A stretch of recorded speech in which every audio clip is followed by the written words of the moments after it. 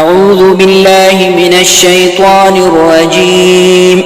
بسم الله الرحمن الرحيم. الحمد لله الذي أنزل على عبده الكتاب ولم يجعل له عوجا قيما لينذر بأسا شديدا من لدنه ويبشر المؤمنين الذين يعملون الصالحات أن لهم أجرا حسنا ماكثين فيه أبدا وينذر الذين قالوا اتخذ الله ولدا ما لهم به من علم ولا لآبائهم كبرت كلمة تخرج من أفواههم إن يقولون إلا كذبا فلعلك باخع نفسك على آثارهم إن لم يؤمنوا بهذا الحديث أسفا إنا جعلنا ما على الأرض زينة لها لنبلوهم أيهم أحسن عملا وإنا لجاعلون ما عليها صعيدا جرزا أم حسبت أن أصحاب الكهف والرقيم كانوا من آياتنا عجبا إذ أوى الفتية إلى الكهف فقالوا ربنا آتنا من لدنك رحمة وهيئ لنا من أمرنا رشدا فضربنا على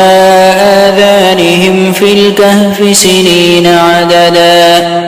ثم بعثناهم لنعلم أي الحزبين أحصى لما لبثوا أمدا نحن نقص عليك نبأهم بالحق إنهم فتية آمنوا بربهم وزدناهم هدى وربطنا على قلوبهم إذ قاموا فقالوا ربنا رب السماوات والأرض لن ندعو من دونه إلها لقد قلنا إذا شططا هؤلاء قومنا اتخذوا من دونه آلهة لولا يأتون عليهم بسلطان بين فمن أظلم ممن افترى على الله كذبا وإذ اعتزلتموهم وما يعبدون إلا الله فأووا إلى الكهف ينشر لكم ربكم من رحمته ويهيئ لكم من أمركم مرفقا وترى الشمس إذا طلعت تزاور عن كهفهم ذات اليمين وإذا غربت تقرضهم ذات الشمال وهم في فجوة منه ذلك من آيات الله من يهد الله فهو المهتد ومن يضلل فلن تجد له وليا مرشدا وتحسبهم أيقاظا وهم رقود ونقلبهم ذات اليمين وذات الشمال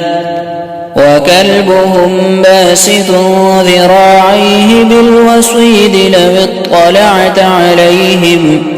لوليت منهم فرارا ولملئت منهم رعبا وكذلك بعثناهم ليتساءلوا بينهم قال قائل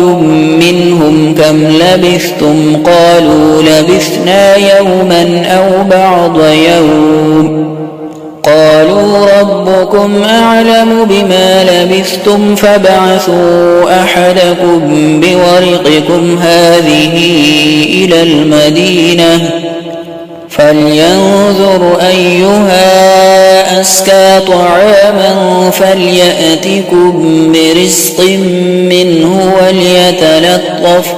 وليتلطف ولا يشعرن بكم أحدا إنهم إن يظهروا عليكم يرجموكم أو يعيدوكم في ملتهم ولن تفلحوا إذا أبدا وكذلك أعثرنا عليهم ليعلموا أن وعد الله حق وأن الساعة لا ريب فيها إذ يتنازعون بينهم أمرهم فقالوا ابنوا عليهم بنيانا ربهم أعلم بهم قال الذين غلبوا على أمرهم لنتخذن عليهم مسجدا سيقولون ثلاثة رابعهم كلبهم ويقولون خمسة سادسهم كلبهم رجما بالغيب ويقولون سبعة وثامنهم كلبهم قل ربي أعلم بعدتهم ما يعلمهم إلا قليل فلا تمار فيهم إلا مراء ظاهرا ولا تستفت فيهم منهم أحدا ولا تقولن لشيء إني فاعل ذلك غدا إلا أن يشاء الله واذكر ربك إذا نسيت وقل عسى أن يهديني ربي لأقرب من هذا رشدا ولبثوا في كهفهم 300 سنين وازدادوا 9 قل الله أعلم بما لبثوا له غيب السماوات والأرض أبصر به وأسمع ما لهم من دونه من ولي ولا يشرك في حكمه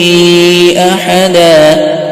واتل ما أوحي إليك من كتاب ربك لا مبدل لكلماته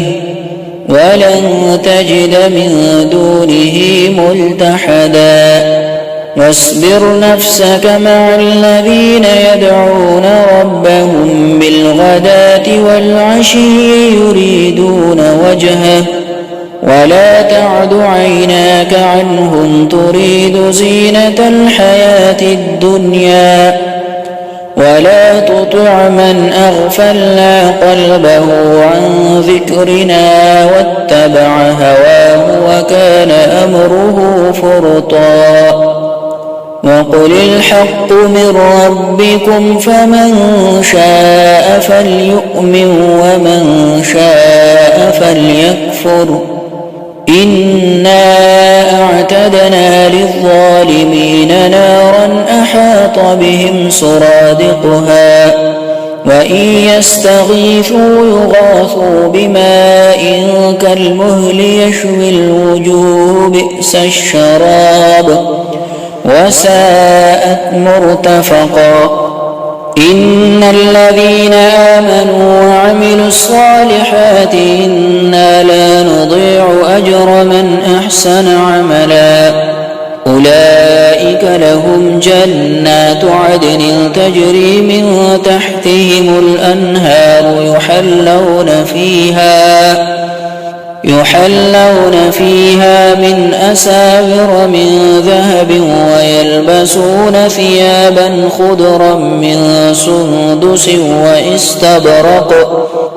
متكئين فيها على الأرائك نعم الثواب وحسنت مرتفقا واضرب لهم مثل الرجلين جعلنا لأحدهما جنتين من أعناب وحففناهما بنخل وجعلنا بينهما زرعا كلتا الجنتين آتت أكلها ولم تظلم منه شيئا وفجرنا خلالهما نهرا وكان له له ثمر فقال لصاحبه وهو يحاوره أنا أكثر منك مالا وأعز نفرا ودخل جنته وهو ظالم لنفسه قال ما أظن أن تبيد هذه أبدا وما أظن الساعة قائمة ولئن رددت إلى ربي لأجدن خيرا منها منقلبا قال له صاحبه وهو يحاوره أكفرت بالذي خلقك من تراب ثم من نطفة ثم سواك رجلا لكن هو الله ربي ولا أشرك بربي أحدا ولولا إذ دخلت جنتك قلت ما شاء الله لا قوة إلا بالله إن ترني أنا أقل منك مالا وولدا فعسى ربي أن يؤتيني خيرا من جنتك ويرسل عليها حسبانا من السماء فتصبح صعيدا زلقا أو يصبح ماؤها غورا فلن تستطيع له طلبا وأحيط بثمره فأصبح يقلب كفيه على ما أنفق فيها وهي خاوية على عروشها ويقول يا ليتني لم أشرك بربي أحدا ولم تكن له فئة ينصرونه من دون الله وما كان منتصرا هنالك الولاية لله الحق هو خير ثوابا وخير عقبا واضرب لهم مثل الحياة الدنيا كماء إن أنزلناه من السماء فاختلط به نبات الأرض فأصبح هشيما تذروه الرياح وكان الله على كل شيء مقتدرا المال والبنون زينة الحياة الدنيا والباقيات الصالحات خير عند ربك ثوابا وخير أملا ويوم نسير الجبال وترى الأرض بارزة وحشرناهم فلم نغادر منهم أحدا وعرضوا على ربك صفا لقد جئتمونا كما خلقناكم أول مرة بل زعمتم أن لن نجعل لكم موعدا ووضع الكتاب فترى المجرمين مشفقين مما فيه ويقول يا ويلتنا ما لهذا الكتاب لا يغادر صغيرة ولا كبيرة إلا أحصاها ووجدوا ما عملوا حاضرا ولا يظلم ربك أحدا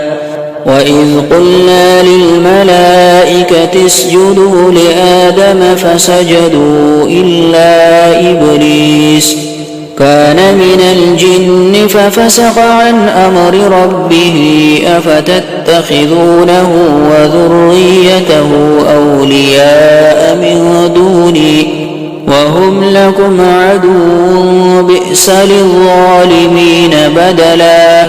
ما أشهدتهم خلق السماوات والأرض ولا خلق أنفسهم وما كنت متخذ المضلين عددا ويوم يقول نادوا شركائي الذين زعمتم فدعوهم فلم يستجيبوا لهم وجعلنا بينهم موبقا ورأى المجرمون النار فظنوا أنهم مواقعوها ولم يجدوا عنها مصرفا ولقد صرفنا في هذا القرآن للناس من كل مثل وكان الإنسان أكثر شيء جدلا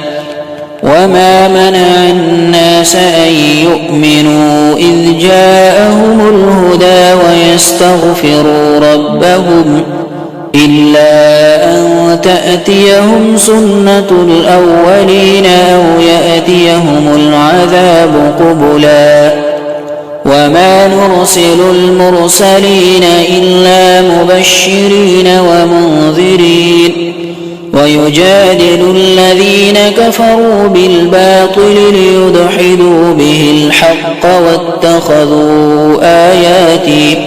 وما أنذروا هزوا ومن أظلم ممن ذكر بآيات ربه فأعرض عنها ونسي ما قدمت يداه إنا جعلنا على قلوبهم أكنة أن يفقهوه وفي آذانهم وقرا وإن تدعوهم إلى الهدى فلن يهتدوا إذا أبدا وربك الغفور ذو الرحمة لو يؤاخذهم بما كسبوا لعجل لهم العذاب بل لهم موعد لن يجدوا من دونه موئلا وتلك القرى أهلكناهم لما ظلموا وجعلنا لمهلكهم موعدا وإذ قال موسى لفتاه لا أبرح حتى أبلغ مجمع البحرين أو أمضي حقبا فلما بلغا مجمع بينهما نسيا حوتهما فاتخذ سبيله في البحر سربا فلما جاوزا قال لفتاه آتنا غداءنا لقد لقينا من سفرنا هذا نصبا قال أرأيت إذ أوينا إلى الصخرة فإني نسيت الحوت وما أنسانيه إلا الشيطان أن أذكره واتخذ سبيله في البحر عجبا قال ذلك ما كنا نبغي فارتد على آثارهما قصصا فوجدا عبدا من عبادنا آتيناه رحمة من عندنا وعلمناه من لدنا علما قال له موسى هل أتبعك على أن تعلمني مما علمت رشدا قال إنك لن تستطيع معي صبرا وكيف تصبر على ما لم تحط به خبرا قال ستجدني إن شاء الله صابرا ولا أعصي لك أمرا قال فإن اتبعتني فلا تسألني عن شيء حتى أحدث لك منه ذكرا فانطلقا حتى إذا ركبا في السفينة خرقها قال أخرقتها لتغرق أهلها لقد جئت شيئا إمرا قال ألم أقل إنك لن تستطيع معي صبرا قال لا تؤاخذني بما نسيت ولا ترهقني من أمري عسرا فانطلقا حتى إذا لقيا غلاما فقتله قال أقتلت نفسا زكية بغير نفس لقد جئت شيئا نكرا قال ألم أقل لك إنك لن تستطيع معي صبرا قال إن سألتك عن شيء بعدها فلا تصاحبني قد بلغت من لدني عذرا فانطلقا حتى إذا أتيا أهل قرية استطعما أهلها فأبوا أن يضيفوهما فوجدا فيها جدارا يريد أن ينقض فأقامه قال لو شئت لاتخذت عليه أجرا قال هذا فراق بيني وبينك سأنبئك بتأويل ما لم تستطع عليه صبرا أما السفينة فكانت لمساكين يعملون في البحر فأردت أن أعيبها وكان وراءهم ملك يأخذ كل سفينة غصبا وأما الغلام فكان أبواه مؤمنين فخشينا أن يرهقهما طغيانا وكفرا فأردنا أن يبدلهما ربهما خيرا منه زكاة وأقرب رحما وأما الجدار فكان لغلامين يتيمين في المدينة وكان تحته كنز لهما وكان أبوهما صالحا فأراد ربك أن يبلغا أشدهما ويستخرجا كنزهما رحمة من ربك وما فعلته عن أمري ذلك تأويل ما لم تسطع عليه صبرا ويسألونك عن ذي القرنين قل سأتلو عليكم منه ذكرا إنا مكنا له في الأرض وآتيناه من كل شيء سببا فأتبع سببا حتى إذا بلغ مغرب الشمس وجدها تغرب في عين حمئة ووجد عندها قوما قلنا يا ذا القرنين إما أن تعذب وإما أن تتخذ فيهم حسنا قال أما من ظلم فسوف نعذبه ثم يرد إلى ربه فيعذبه عذابا نكرا وأما من آمن وعمل صالحا فله جزاء الحسنى وسنقول له من أمرنا يسرا ثم أتبع سببا حتى إذا بلغ مطلع الشمس وجدها تطلع على قوم لم نجعل لهم من دونها سترا كذلك وقد أحطنا بما لديه خبرا ثم أتبع سببا حتى إذا بلغ بين السدين وجد من دونهما قوما لا يكادون يفقهون قولا قالوا يا ذا القرنين إن يأجوج ومأجوج مفسدون في الأرض فهل نجعل لك خرجا على أن تجعل بيننا وبينهم سدا قال ما مكني فيه ربي خير فأعينوني بقوة أجعل بينكم وبينهم ردما آتوني زبر الحديد حتى إذا ساوى بين الصدفين قال انفخوا حتى إذا جعله نارا قال آتوني أفرغ عليه قطرا فما استطاعوا أن يظهروه وما استطاعوا له نقبا قال هذا رحمة من ربي فإذا جاء وعد ربي جعله دكاء وكان وعد ربي حقا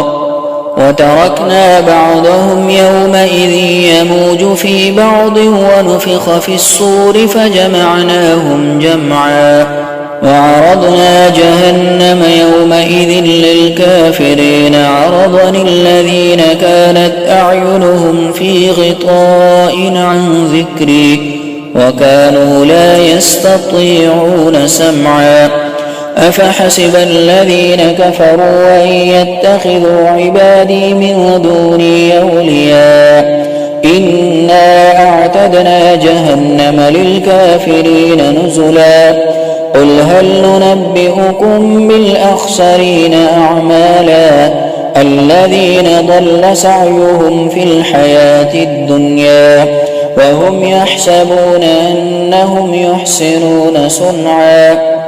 أولئك الذين كفروا بآيات ربهم ولقائه فحبطت أعمالهم فلا نقيم لهم يوم القيامة وزنا ذلك جزاؤهم جهنم بما كفروا واتخذوا آياتي ورسلي هزوا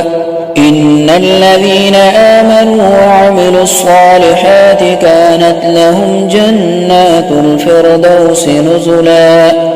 خالدين فيها لا يبغون عنها حولا قل لو كان البحر مدادا لكلمات ربي لنفد البحر قبل أن تنفد كلمات ربي ولو جئنا بمثله مددا قل إنما